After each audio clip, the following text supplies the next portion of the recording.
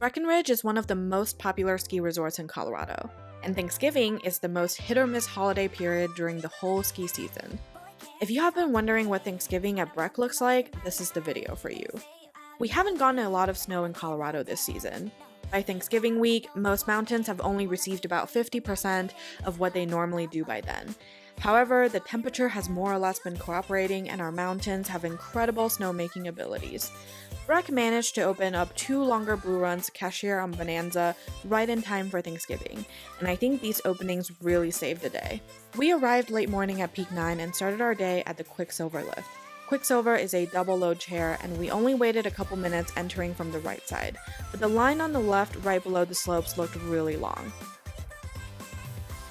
Let's talk about Silverthorne, which is Peak 9's signature beginner run. This might look just as crowded or even worse than Keystone's infamous School Marm Trail, but actually it is a lot safer here for beginners. Silverthorne is mostly very flat, which means it's hard to gain too much speed. It's also much shorter than the Keystone run and more isolated from intermediate terrain. The lift lines are longer here, but this is where you want to be right now if you are a beginner. Moving on to the Beaver Run Super Chair. The lines here were the longest all day and for good reason. The 2 longest blue runs are accessible only through this chair.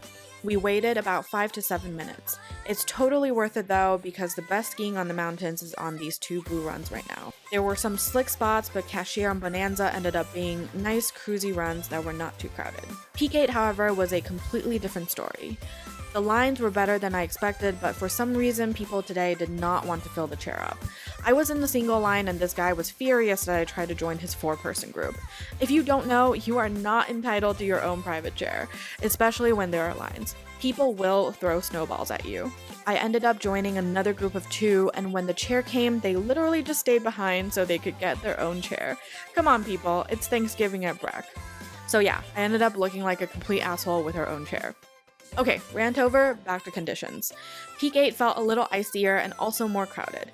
Just like opening day, you get some more space in the top half, but as soon as you get to the merge point at the top of 5 chair, it starts getting crowded.